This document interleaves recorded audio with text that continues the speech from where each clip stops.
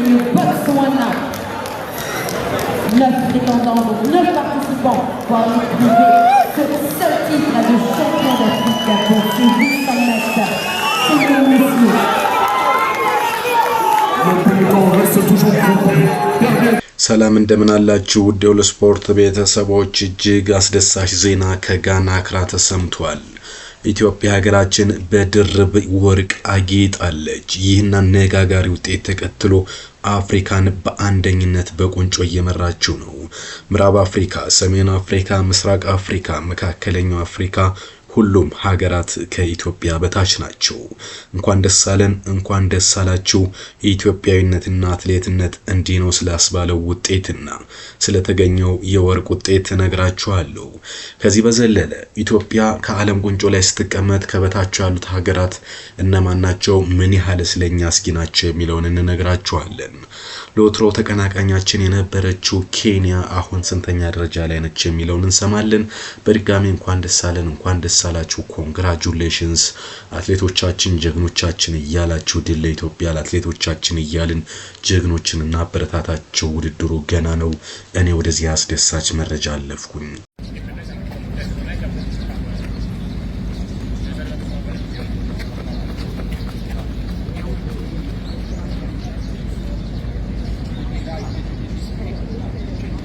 የጋና አክራ ውድድር መካሄድ ከጀመረ 3 ቀናት አልፎታል። በዛሬው ዕለትም አስደናቂ ውድድር ተደርጓል። በዚህ ውድድር ኢትዮጵያ 2 ድርብ ወርቅን በምርጥ ልጆቿ አጥልቃለች። ይህም በ20 ኪሎ ሜትር እርምጃ የተገኘ ነው። በጋና አክራ እየተካሄደ የሚገኘው 24ኛ አፍሪካ አትሌት ሻምፒዮና ኢትዮጵያ በ20 ኪሎ ሜትር በብርቅዬ ልጆቿ በሴትና በወንድ ሜዳሊያዎችን በመሰብሰብ ከፍ ያሉ ሜዳሊያዎችን ወደ ካዝማ በማስገባት ደመቅመቅ ብላለች። አረንጓዴ፣ ቢጫ፣ ቀይ ሰንደቁ በጋና ከፍ ብሎ እየተውለበለበ ነው። በነገራችን ላይ ጋናም ከኢትዮጵያ ጋር እንግዲህ የሚያመሳስላት ነገር ሰንደቅ ዓላማው አረንጓዴ፣ ቢጫ፣ ቀይ የምትጠቀም ሀገር መሆኗ ነው። ለማንኛውም በዚህ ውድድር ኢትዮጵያ 4ኛና 5ኛ ወርቅ ሜዳሊያዎችን ነው ማረጋገጥ የቻለችው። በወንዶች 20 ኪሎ ሜትር እርምጃ ወርቅ ሜዳሊያ ባለቤት በመሆን ኢትዮጵያ እንግዲህ አፍሪካን አስጨብጭባለች። ለዚህ ለድላችን ደግሞ ባለቤቱ አትሌት ምስጋናው ወቁማ ይባላል። ውድድሩን በአንደኝነት በማጠናቀቅ በአፍሪካ ሻምፒዮና መድረክ ታሪክ ሰርቷል። ይህ በግሉ በአፍሪካ መድረክ ለሁለተኛ ጊዜ በማሸነፍ ክብሩን ሲያስጠብቅ ሰንደቁን ደግሞ ከፍ አድርጓል። ሌላኛው ኢትዮጵያ አትሌት አብዱልሰላም አብዱል ዋሂብ 3ኛ ደረጃን በመያዝ ተጨማሪ ሜዳሊያ ለኢትዮጵያ አስገኝቷል። እንግዲህ የሀገር ልጆች ተባብረው በመግባት ወርቅና ብሩን ማምጣት ባይችሉም በመሃል የሌላ ሀገር ዜጋ ገብቶ ከአንድ ሩጫ ግን 2 ሜዳሊያዎችን የወርቅና የነሐስ ለሀገራችን ማስገኘት ችለዋል። በሌላኛው እንግዲህ በሴቶች ደግሞ 20 ኪሎ ሜትርን በተመሳሳይ ጀግኒት አትሌት ውባለም ሽጉጤ ነች ወርቅ ሜዳሊያ ያመጣችው። ይህ ወርቅ ብቻ አይደለም፣ ከ3 ወርቅ በላይ ብቻ ነው ሲሉ ውድድሩ ሁኔታ የተመከታተሉ መስክረዋል።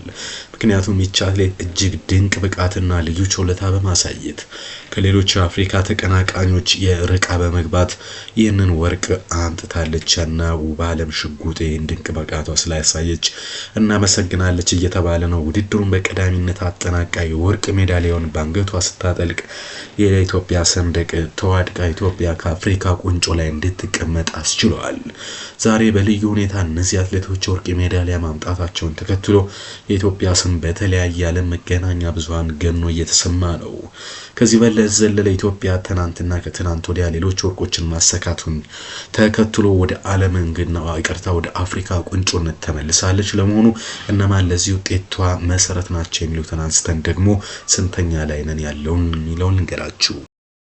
ኢትዮጵያ ወደ አክራ ከሄደች ከአንድ ቀን በፊት ነው። በመጀመሪያው እንግዲህ በጋና አስተናጋጅነት በ4ኛ አፍሪካ አትሌት ሻምፒዮና ፈርቀዳጅና በጉጉት የተጠበቀው የ400 ሜትር የሴቶች ፍጻሜ ውድድር ነበረ።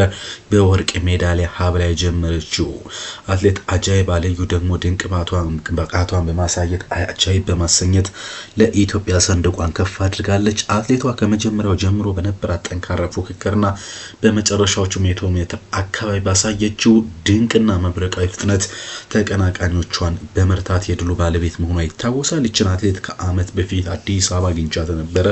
የአዲስ አበባ በኢትዮጵያ አትሌቲክስ ሻምፒዮና በተካሄደበት ወቅት እንግዲህ በሳይንስ አካዳሚ እጅግ ፈርጣማ የሰውነት ብቃቷም የሚገርምና ፍጥነቷና ብልጠቷ አስደናቂ ነው። በወቅቱ ሲዳማን ወክላ ነበር የተወዳደረችው። አሁን ሀገሯን በአፍሪካ አህጉር ደረጃ በመወከል በአስደናቂ ብቃት ወርቅ በማምጣት የኢትዮጵያ መሪነት ደረጃ ላይ እንድትቀመጥ ማስደረግ የቻሉ ናቸው። ከዛ ውጪ ለኢትዮጵያ ሁለተኛውን ወርቅ ያስመጣችው ደግሞ ምስጋና ኃይሉ ነበረች።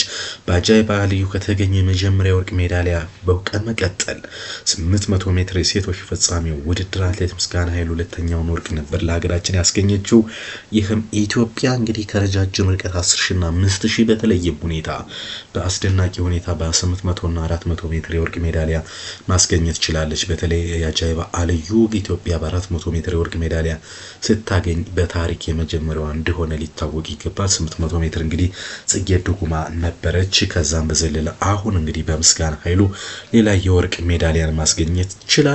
በስቴዲየም በነበረው አስገራሚ ትንቅንቅ ምስጋና ከመጀመሪያው ዙር ጀምሮ ውድድሩን ፍጥነት ተቆጣጥራ ነው የተፈተለከችው። በመጨረሻው ዙር ግን ከፍተኛ ብቃትና ንቃት በማሳየት ተፎካካሪዎቿን አሸንፋ በመግባት የኢትዮጵያን ስም አስጠርታለች። በከፍታ ዝላይ ሴቶች ፍጻሜ አትሌት በጸሎት አለማየሁ 3ኛ ደረጃን ይዛ ነበር ያጠናቀቀችው። ከዛ በኋላ ኢትዮጵያ በ3000 ሜትር መሰናክል ወርቅ ማግኘት ችላ እንደነበር ይታወቃል።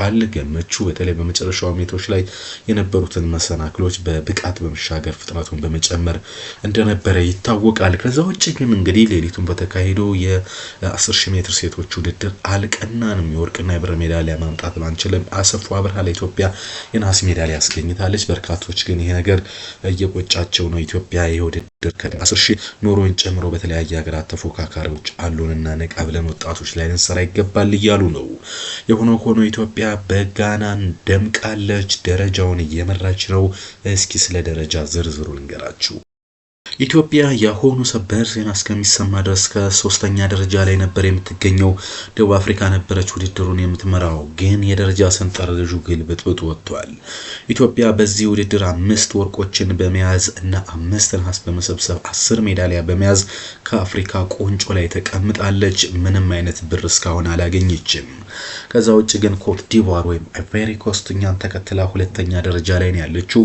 በ3 ወርቅ በመያዟ ምክንያት ከአፍሪካ 2ኛ ትሆን እንጂ ከሜዳሊያ ብዛት ከኢትዮጵያ በ7 ታንሳለች። ምክንያቱም ብርም ነሐስም የላትም። ግን ያው የወርቅ ዋጋ ከፍ በማለቱ ምክንያት ነው እንጂ ከኢትዮጵያ በ7 ሜዳሊያ አንሳ፣ ግን ደግሞ በ2 የወርቅ ሜዳሊያ አንሳ 2ኛ ደረጃ ላይ ተቀምጣለች። ኮት ዲቮር፣ ናይጄሪያ 2 ወርቅ 4 ብር 2 ነሐስ 8 ሜዳሊያዎችን በመያዝ 3ኛ ደረጃ ተቀምጧል።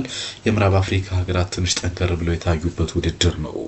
ቦትስዋና በ2 ወርቅ በ3 ብርና በምንም ነሐስ 5 ሜዳሊያዎችን በመያዝ 4ኛ ነች። የምስራቅ አፍሪካ ኮከብና የኢትዮጵያ ምንጊዜም ተቀናቃኝ ኬንያ እስካሁን ባለው በዚህ አልተሳካላትም። ይሁንና ግን 2 ወርቅ ይዛለች። 2 ነሐስን በመያዝ በድምሩ 4 ሜዳሊያዎችን መሰብሰብ ችላለች።